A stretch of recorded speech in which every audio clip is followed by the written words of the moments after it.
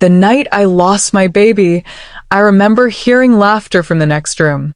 Not mine, not the kind that heals, but the kind that cuts through grief like glass. That sound, it didn't belong in a house that had just known death. It didn't belong to a man who had just held his wife's trembling hand as life slipped away from her womb. It didn't belong to my husband. I sat there on the hospital bed, my gown stained with dried tears and the faint scent of antiseptic. My world had stopped. But somewhere, just outside that sterile room, his world seemed to move on. That's where this story begins. With a woman who thought love could survive anything, and a man who proved her wrong the moment she broke. My name is Elena, and this is the night everything I believed in died. Point 1. Before that night, I used to think we were the kind of couple people envied. Our home sat on the edge of a quiet suburb, a place where neighbors waved, lawns smelled of cut grass, and every Sunday morning began with coffee and quiet smiles. David, my husband, was the kind of man who always knew what to say. He worked as a financial advisor, calm and composed even when clients panicked about numbers. I used to joke that his voice could steady a storm. We'd been married for 7 years. Not perfect years, but gentle ones. I was a school counselor, someone who spent her days helping children put words to the pain they couldn't name. I thought it made me good at reading people. Turns out, I couldn't even read the man who slept beside me. When we found out I was pregnant, it was as if our home took a breath of joy. David painted the nursery himself. He picked a soft sage green and said it reminded him of peace. I'd find him there at night, sitting quietly on the floor, tracing his fingers along the wooden crib rails as if memorizing the shape of our future. I didn't know then that he was memorizing something else entirely, a lie he was about to live. At first, it was small things. Missed dinners. Phone calls he'd take outside. That new cologne I hadn't bought him. But I was in my 3rd trimester, and everything felt fragile. My doctor had warned me to avoid stress, so I did what women like me often do. I explained things away. He's just tired. He's under pressure. He's being supportive in his own way. And maybe he was. Just not me. I remember one evening when I caught a whiff of perfume on his shirt. It wasn't mine. It smelled expensive, like amber and roses. I teased him about it. He smiled that same practice smile and said, "A client hugged me after signing her first deal. You know how some people are." I nodded, pretending it didn't sting, pretending I didn't notice how easily that lie slipped from his lips. The day everything changed, the day it happened, the world was unusually quiet. It was a Wednesday in early spring. The sky had that pale gray stillness before rain. I was at home, folding baby clothes, tiny socks, little onesies, when a sharp pain ripped through my stomach. It wasn't a normal kind of discomfort. It was deep, raw, and unrelenting. I called David, but his phone went straight to voicemail. The contractions came fast after that. I somehow drove myself to the hospital, one hand gripping the wheel, the other pressed to my belly as if I could hold the life inside from slipping away. But I couldn't. The doctor's face told me before his words did. "I'm sorry, Elena." We couldn't save the baby. I don't remember much after that. Just the sound of machines, the weight of silence, and the emptiness that filled me like smoke. When David finally arrived, hours later, his eyes looked puffy, but not from tears. He held me, but his body felt distant. His shirt smelled faintly of that same perfume. After the nurses left, I tried to sleep. The room was dim, the hum of fluorescent light filling the quiet. David sat on the couch, scrolling through his phone. I asked him softly, "Did you tell anyone?" He didn't look up. Just my assistant. She helped cancel my meetings. His assistant. Her name was Mara, young, confident, the kind of woman who looked like she was born knowing how to take up space. I'd met her once. Her laughter was bright and easy. Too easy. That night, I woke around 2 a.m. to use the bathroom. As I stepped out of the room, I heard something, his voice, low and muffled, coming from the hallway. He was on the phone. I caught only fragments, his tone gentle, almost tender. Yeah, I'm still here. I know. I wish I could be with you too. My blood ran cold. He ended the call when he saw me. His face shifted fast, guilt disguised as exhaustion. Elena, I was just talking to my brother, he said quickly. He wanted an update. I wanted to believe him. God knows I wanted to. So I nodded and went back to bed. But that laughter I'd heard earlier, the one that didn't belong, echoed in my head like a cruel memory. We buried our baby quietly in a small garden behind the chapel. David stood beside me, silent, hands folded neatly in front of him, as if attending someone else's loss. People grieve differently, I told myself. But deep down I knew he wasn't grieving with me. He was drifting. In the days that followed, he became strangely efficient. He started spending long hours at work, often coming home late. He'd check his phone before greeting me, as if afraid to miss a message. And then one morning a letter arrived. Thick envelope. Legal seal. It was addressed to David and Elena Moore. I placed it on his desk without opening it. That evening, when I came into his study, the envelope was gone. So was the softness in his eyes. Something had shifted. I didn't know it then, but that letter was the beginning of the end. The next few weeks felt like living inside a fog I couldn't shake. My body was healing, but my heart wasn't. Every corner of our house reminded me of what we'd lost. The tiny socks still folded on the dresser, the faint scent of baby lotion that refused to fade. David, on the other hand, seemed lighter.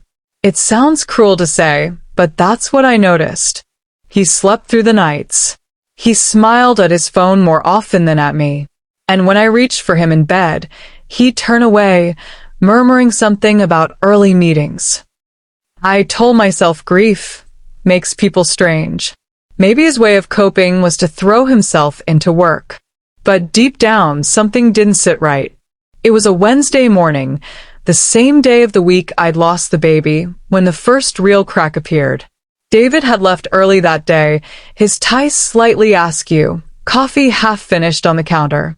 He looked distracted, but he kissed my forehead before leaving.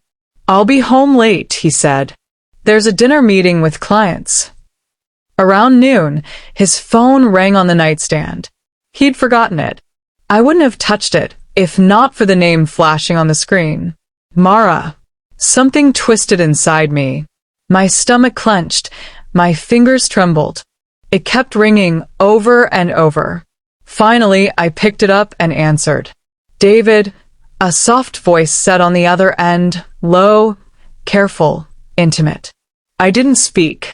"Hey," she continued, a nervous laugh following. "I can't stop thinking about last night. Are you okay? You seemed distant when you left." My breath caught. She kept talking. "I just wanted to say, I love you, okay? I know it's hard right now, but I'm here." That last sentence broke something in me. I hung up slowly. My vision blurred. I sat there for a long time, phone in hand, feeling the weight of betrayal settle into my bones. When he came home that evening, I didn't confront him. I couldn't. Not yet. I needed to be sure. Over the next few days, I started noticing small things that had always been there, but I'd never really seen. Receipts crumpled in his pockets from restaurants I'd never been to. A second credit card statement arriving in the mail, addressed to him, but sent to his office. And the faintest trace of lipstick on his collar one night. So faint, I almost doubted my eyes. He must have noticed my quietness, because one night over dinner he asked, "Are you okay, Lena? You've been off lately." I looked up from my plate. "Just tired," I said. "I still dream about the baby." He reached out, his voice practiced soft. You'll heal. We both will. But his hand felt foreign on mine, like something rehearsed. That night, after he fell asleep, I went through his desk drawer. I wasn't proud of it. My hands shook the entire time. Inside, between tax papers and client files, was a sealed folder marked personal, confidential. When I opened it, I froze. It was a draft copy of his will. Recently, dated 2 weeks ago. I scanned through the lines, my eyes darting to the familiar names, his siblings, a few charities. Then I saw it. Where my name had once been listed as primary beneficiary, it now read, Beneficiary, Mara Langston. His assistant. For a moment, the air left my lungs. I couldn't breathe. My fingers went cold. He hadn't just betrayed me with her. He'd erased me. The timing of it made my knees give out. 2 weeks ago, the very night I'd lost the baby. While I was in a hospital room, bleeding and broken, he was in an office somewhere, rewriting his legacy to cut me out. That kind of cruelty has no language. I sat on the floor of his study, clutching the paper, my tears dripping onto the ink. I didn't sleep that night. I watched him in the dim light of our bedroom, his chest rising and falling, peaceful, like a man with nothing to hide. The next morning, I acted normal. I made coffee. I smiled faintly. Inside, I was spiraling. I needed proof. Something undeniable. Something that would make him face me without another lie ready on his tongue. So I called a lawyer. Not to fight him, at least not yet, but to understand what he'd done. The lawyer's name was Mr. Clark, a quiet man with silver hair and kind eyes. When I showed him the copy, he frowned. This is legal, he said. If this version was signed and filed, it overrides all previous wills. Even if he changed it while I was in the hospital? I asked. He nodded slowly. Unless there's evidence of coercion or fraud, yes. Fraud. The word lingered like a seed. Because I knew one thing about Mara, she wasn't with David out of love. She was ambitious, calculated, the kind of woman who knew exactly how much a man like him was worth. I thanked the lawyer and left, but something in me had shifted. The grief that had once paralyzed me began to sharpen into focus. That evening, when David came home, I watched him quietly from across the table. He looked tired, his tie loosened, his shirt sleeves rolled up. He poured himself a glass of wine and leaned back, sighing. Long day? I asked. Always, he replied, rubbing his temples. Clients are impossible lately. I smiled faintly. You should take a break. Maybe a weekend trip with Mara. The glass stopped halfway to his lips. His eyes flicked up to mine. What did you say? I met his gaze. You heard me. There was silence. A long, heavy one. Then he forced a chuckle. Don't be ridiculous, Selena. She's my assistant. Does your assistant usually tell you she loves you over the phone? I asked quietly. The color drained from his face. He opened his mouth to speak, but I stood up. I'm not angry, David, I said. Not yet. But I will be, if you keep pretending. He said nothing. Just watched me, his expression a mixture of guilt and calculation. That was the moment I knew. He wasn't sorry. He was planning. And somehow, I felt the real betrayal hadn't even begun. The morning after that confrontation, David left the house without saying goodbye. He didn't slam the door. He didn't yell. He just left. Quietly, like a man walking away from something that had already burned. I stood at the window, watching his car disappear down the street, my reflection faint against the glass. I looked like a ghost. And maybe I was haunting a home that no longer wanted me. That day, I made a decision. I was going to find out everything. Not just what he was doing now, but how long it had been happening. How deep it went. Because something told me The affair was only the surface. I started small.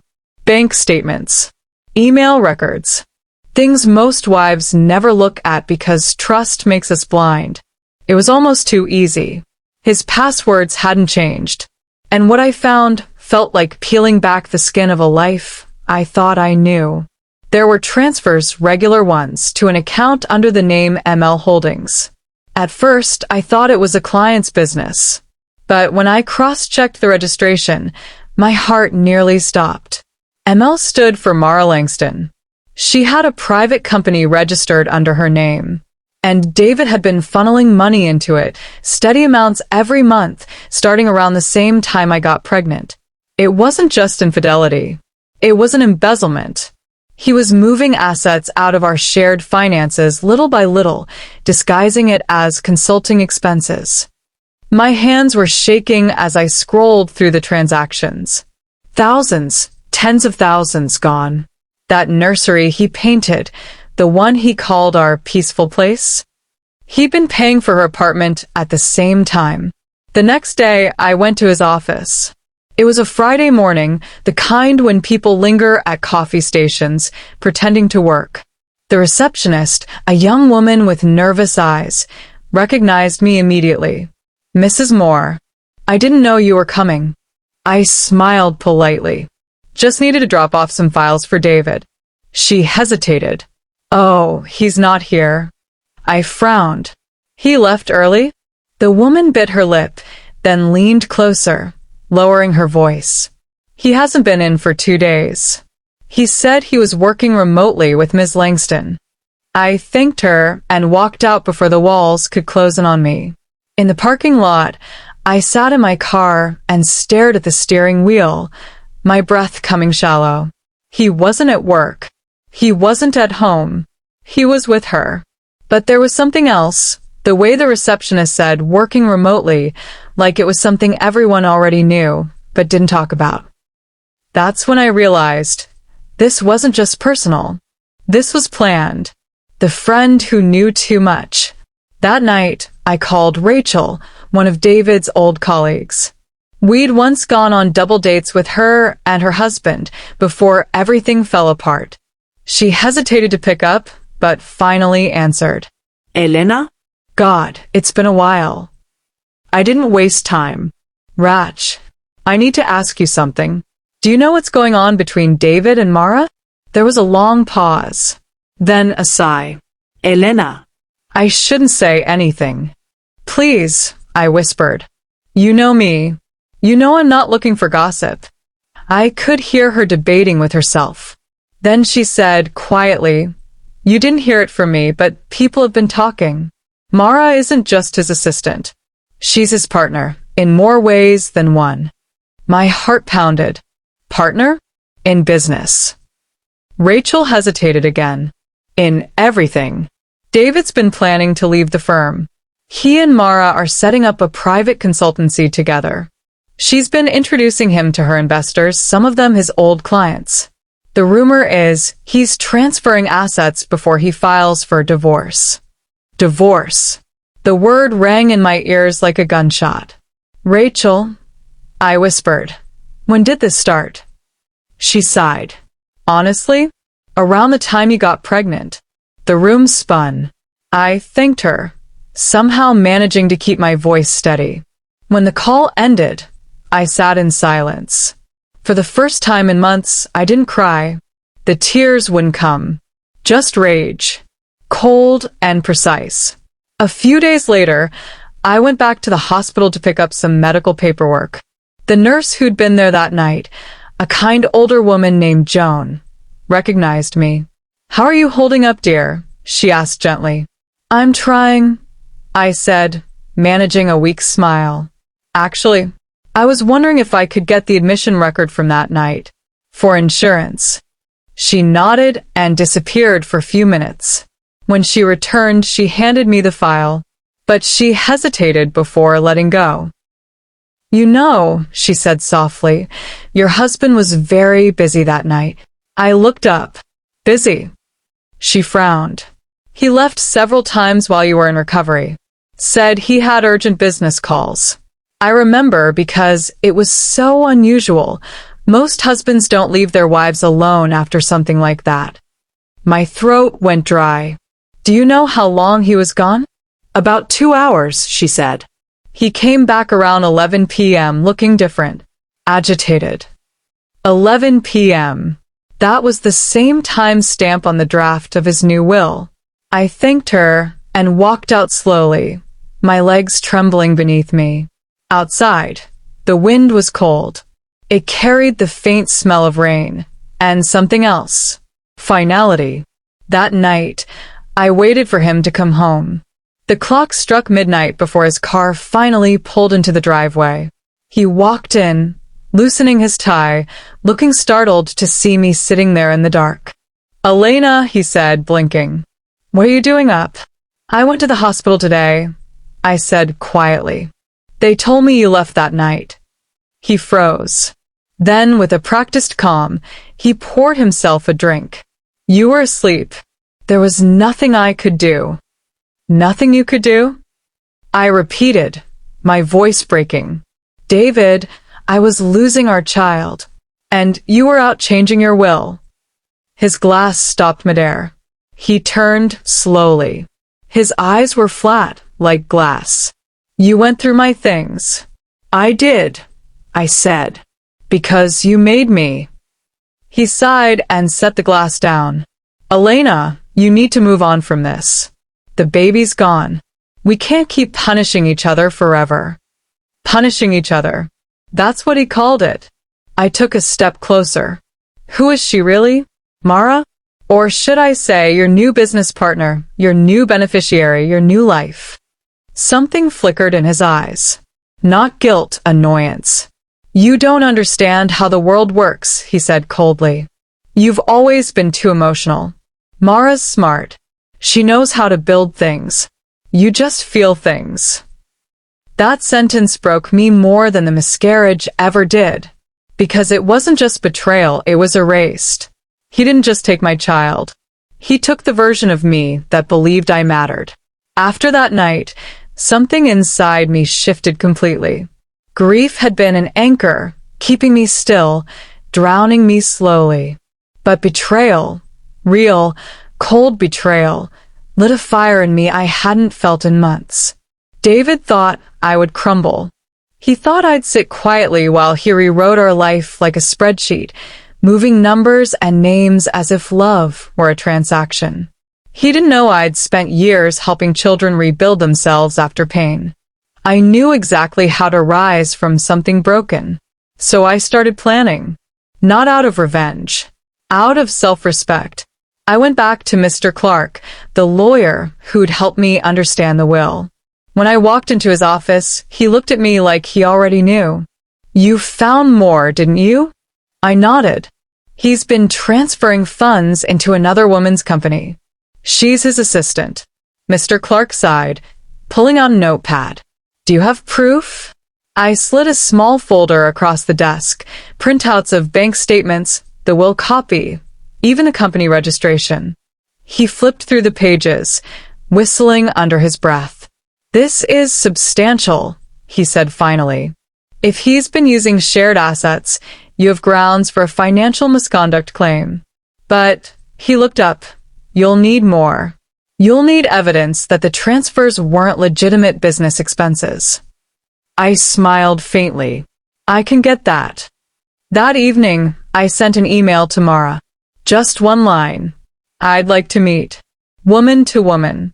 No shouting. No threats. Just the truth." I didn't expect her to reply. But she did, within 10 minutes. "Tomorrow, 11 a.m. Café Renault. Don't be late." The next morning, I arrived early. The cafe smelled of burnt espresso and cheap sugar syrup. She walked in 5 minutes later, sunglasses perched on her head, confident, unbothered. "Wow," she said, sitting down. "I wasn't sure you'd actually come." "I'm not sure why you did," I replied evenly. She smirked. "Curiosity, I guess. You're kind of a legend around the office, the grieving wife who never saw it coming." Her words stung, but I didn't flinch. You think you won, Mara? She leaned forward, voice lowering. I don't have to win, Elena. I just have to outlast you. That's when I realized she wasn't in love with him. She was invested in him. She wanted what he could give her. Money, power, control. David's not the man you think he is, I said softly. Oh, I know exactly who he is, she replied with a small, cruel smile. And that's why I chose him. Her arrogance told me everything I needed to know. She wasn't cautious. She was proud of what she'd done. And people like that always left trails. When I got home, I sat down at my laptop and began to dig deeper. Mara had a company website, barely functional, with a single About page. But buried in the code, I found something interesting. An archive link connected to a shared drive. Inside were spreadsheets, invoices, and contracts. Many bore David's digital signature. Except a few were dated before the company was officially registered. Fraud. They'd falsified records to make their transactions appear legitimate. I copied everything onto a flash drive and took it straight to Mr. Clark the next morning. He looked at me with something like admiration. You've done half my job already, he said. With this, we can build a strong case, both for financial fraud and breach of marital trust. But if you want to hit him where it hurts, there's one more thing you can do. I waited. He leaned back. Freeze the accounts. Under Mr. Clark's guidance, I filed an emergency injunction to freeze our joint assets pending investigation. It took 48 hours. On the third day, David came home furious. He stormed into the living room, waving his phone. What the hell did you do? I looked up from the sofa, calm. I protected what's mine. You can't just. I can, I interrupted. And I did. Those funds are under review. Any transfers to Mara's company will be examined by the court. He froze, eyes narrowing. You're bluffing. I smiled sadly. You should know better than anyone, I don't bluff. He paced the room, muttering under his breath. When he finally spoke, his voice was low, dangerous. You think this makes you smart? You've just declared war, Elena. I stood, facing him squarely. No, David. You declared war the night you signed her name instead of mine. For a moment, I saw something flicker in his expression, fear. Not for me, but for himself. For his empire of lies. He left the house that night and didn't come back for 3 days. On the fourth day, I got a call from an unknown number. When I answered, a nervous voice said, Mrs. Moore. My name's Olivia. I used to work for Mara. My pulse quickened. How did you get my number? She doesn't know I'm calling. But I thought you should know something. I gripped the phone tighter. Go on. She's been using David's client list to sign private contracts under her own company. She's even been forging his approval to divert fees into her personal account. I quit when I realized what was happening. I didn't want to get dragged into it. Do you have proof? There was a pause. Then a shaky breath. I have emails and voice recordings. I exhaled, eyes closing in disbelief. Can you meet me? Yes, she said quietly. But if Mara finds out, she'll destroy me. Don't worry, I whispered. She won't touch you. I promise. That meeting changed everything.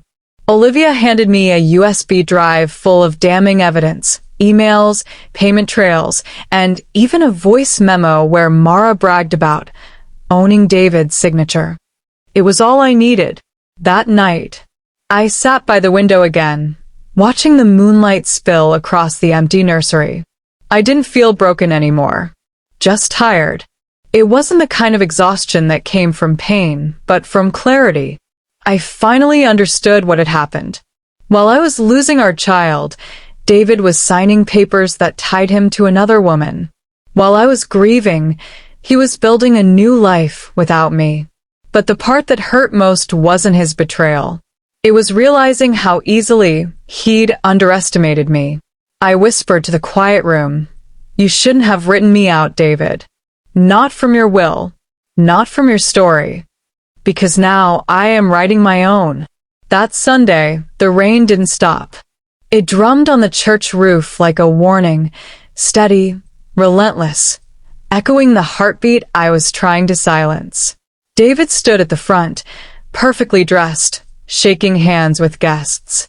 His mother had arranged a charity brunch, a tradition he'd always used to polish his image. I stood by the door, quiet, watching him play his part. My palms were sweating. Inside my bag, I carried what I'd found: the forged signatures, the lawyer's letters, the emails between him and Mara. Everything that turned my grief into ammunition. When he saw me, his expression froze. Elena, you're here? I smiled faintly. You invited me, didn't you? He hesitated, unsure if this was a truce or a threat. The hall was full, family, colleagues, even journalists covering the event. Perfect. I waited until he took the microphone to thank everyone for coming. His voice was calm, confident. We believe in giving back to the community. I interrupted. My voice cut through the hall like glass. Is that what you call it, David? Giving back? Or taking what doesn't belong to you? A ripple moved through the crowd. Heads turned. Cameras lifted. David blinked, his smile stiffening. Elena, please. This isn't. I walked forward, each step slow, deliberate. You changed your will the night I lost our baby. You sat in another woman's arms while I bled alone. And you told the world you were a good man. The room fell silent. David's face paled. That's enough. But I wasn't finished. I reached into my bag and pulled out the folder. Enough? You lied, David. You forged my signature to move our joint funds. You made her. I pointed at Mara, standing near the buffet table, trembling. The beneficiary. The woman who sat in my kitchen pretending to be my friend. Mara gasped, stepping back. Elena, please. No, I said. You had your chance to speak when you were whispering behind my back. People began murmuring. Someone took out their phone and started recording. David tried to grab my arm. We'll talk about this at home. I looked at his hand. There is no home left, David. Then I turned to the guests. He told me I was overreacting. That grief made me paranoid. But I wasn't paranoid. I was mourning a child while my husband was rewriting his life without me. A woman in the front row covered her mouth, whispering something to the man beside her. The whispers grew until the room felt heavy with judgment. David's mother stood up, red-faced. Elena, how dare you bring this here? I met her eyes. How dare you raise a man who destroys people who love him? Silence again. Only the rain answered, hitting the windows harder now. I placed the folder on the table near the microphone. This is everything. The lawyers will handle the rest. I don't need revenge, Mrs. Hayes. I just need peace. For a moment, no one spoke. Then, quietly, I walked out. My heels clicked against the marble floor, sharp, rhythmic, final. Behind me, I heard David call my name once, then twice. But I didn't look back. Outside, the rain hit my face, cold and clean.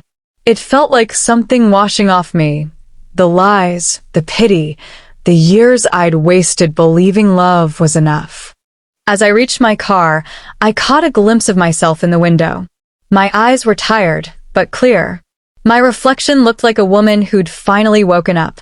That night, the news spread fast. The charity event, the scandal, the video, everything went online.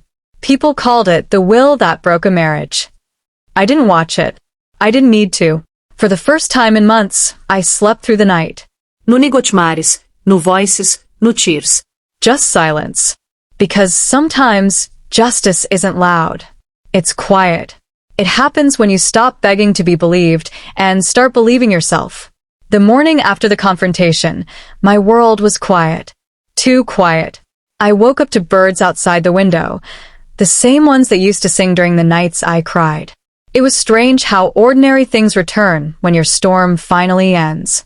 The house felt emptier than I remembered. Every room still carried traces of him, the smell of his cologne, the faint indentation on the couch where he used to sit. But instead of pain, I felt stillness. For months, I had lived in chaos, measuring my worth through someone else's eyes. That morning, I made a promise. I wouldn't do that anymore. I packed my clothes, my journals, a few photographs, the ones that reminded me of who I was before the heartbreak. I didn't take anything expensive, just pieces of myself that still felt honest. As I closed the front door, I looked back one last time. That house had held laughter once. And lies. Both. But as I walked away, it finally became what it was always meant to be, a chapter, not my ending. A week later, I found a small cottage on the edge of town. It smelled of fresh paint and rain. The landlord, a kind old man, said it used to belong to his sister, a woman who loved gardening. I smiled. Then it's perfect. I could use some growing on my own. At first, nights were hard. The silence felt heavier without the sound of someone else moving in the house. But slowly, I began to fill that silence with the sound of my own breathing, the pages of my notebook turning, the kettle whistling softly on the stove. Writing became my medicine. I wrote about grief, love, betrayal, and hope, everything that had lived inside me for too long. One afternoon, as I sat in the garden with a cup of tea, I saw Mara's name flash across my phone. For a moment, I froze. Then curiosity won. Her message was short. I'm sorry. He left me too. I should have known. I stared at it for a long time. Once, those words would have felt like victory. But now they just felt empty. I didn't reply. Because sometimes silence is the only forgiveness people deserve. A month passed. Then 2. The world went on. David's company started to crumble under legal scrutiny. His reputation faded, not because I destroyed him, but because truth doesn't stay buried forever. People asked if I felt vindicated. I didn't. What I felt was free. Free from pretending. Free from hoping he'd become someone he never was. Free from the idea that love means losing yourself. One evening, as the sun dipped behind the hills, I walked barefoot through the garden, feeling the soil between my toes. There was something sacred about planting new seeds in the same earth that had once been barren. And maybe that's what healing really is, planting something new in the ruins of what was lost. 3 months later, I received a letter. It was from my old therapist, the one I'd stopped seeing when David said therapy was for the weak. She'd written, "Sometimes, healing looks like leaving the fire instead of waiting for it to burn out. You did that, Elena. Be proud." I folded the letter gently and placed it on my desk. For the first time, I felt proud. Not because I'd survived what he did, but because I'd chosen to keep living despite it. A few days later, I visited the hospital, the same one where I'd lost my baby. It wasn't to punish myself. It was to say goodbye properly. I brought white lilies. I sat in the small garden beside the maternity ward and whispered, "You are loved. Even if you never opened your eyes, you are loved." The wind moved softly through the leaves. I took that as an answer. When I returned home, I poured myself a glass of water and watched the sunset.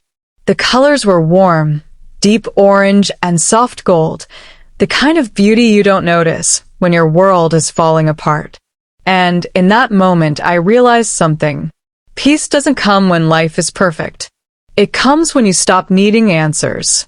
You know, sometimes life doesn't end the way we imagine it will. We build homes we never get to live in, write futures that never get written, and love people who never learn what love truly means. But if there's one thing I've learned through all this, it's that peace isn't given. It's chosen. You choose it the day you stop begging for honesty from liars, the day you stop mistaking silence for safety, the day you walk away, even when your heart still wants to stay. I used to think losing my baby was the end of everything. But now I see that loss was the beginning of my truth. Because when everything fell apart, I finally saw what was real and what wasn't. Some nights, I still dream of that house, of David standing by the window, pretending nothing was wrong. And I wake up with a quiet smile because I'm not there anymore. I'm here, breathing, healing, living. So if you're listening right now and you're holding on to something that's breaking you, let this story be your sign. Let go before it takes what's left of you. Because sometimes survival isn't about fighting harder. It's about walking away with your dignity still intact. Soft pause. Tell me, which city are you listening to tonight? I love knowing where these stories find their way, which hearts they reach, which souls they comfort. And if my story touched something inside you, don't forget to like, share, and subscribe. Because out there, someone else might be sitting in the dark, waiting to hear that they're not alone. Until next time, this is Elena. And this was my story, the night my husband changed his will, and I finally changed my life.